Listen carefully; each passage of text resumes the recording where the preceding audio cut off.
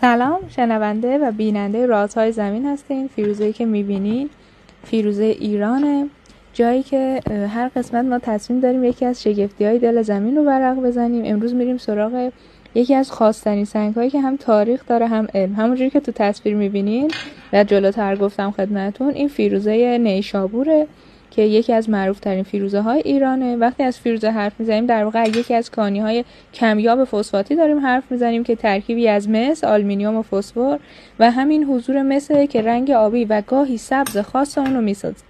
اما نکته جذابش اینجاست که فیروزه نه تو اعماق خیلی زیاد، نه کنار آتشفشان‌ها و نه در چشمه‌های آب گرم تشکیل میشه، بلکه در مناطق خشک و نیمه خشک دنیا به وجود میاد. یعنی جایی که بارش کمه، گردش آب بسیار آرام اتفاق میفته و فیروزه ها میتونن به راحتی شکل بگیرن. برای شکل گیری فیروزه باید چند تا شرط دقیق کنار هم جمع شن.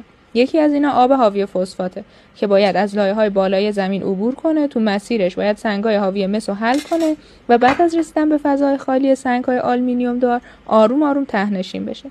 این روند میتونه هزاران تا میلیون‌ها سال زمان ببره. به همین دلیله که زمین‌شناسا میگن فیروزه امضای آرامش زمین. اما بیاین به ایران برسیم، کشوری که یکی از قدیمی‌ترین و معروف‌ترین فیروزه‌های جهان رو داره. فیروزه نیشابور، کرمان، دامغان.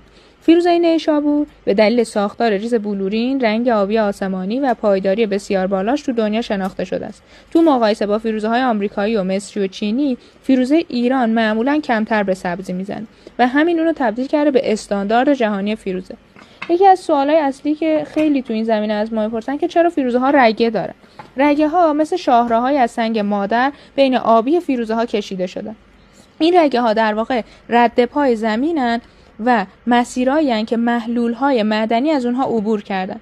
ما زمین‌شناسا بهش میگیم ماتریکس که میتونن قهوه‌ای، مشکی یا طلایی باشن و فیروزه‌های بدون رگه رو میگیم فیروزه‌های پاک که معمولاً کمیاب‌ترن و تو بازار عجمی خونده میشن. فیروزه‌های رگه‌دار یا ماتریکس دار شجر خونده میشن. حالا یه نکته مهم، چرا فیروزه بعضی وقتا تغییر رنگ میده؟ برای اینکه این نکته رو دنبال کنین تو قسمت 1 بخش دوم با ما همراه باشین. مرسی که ما رو دنبال میکنین.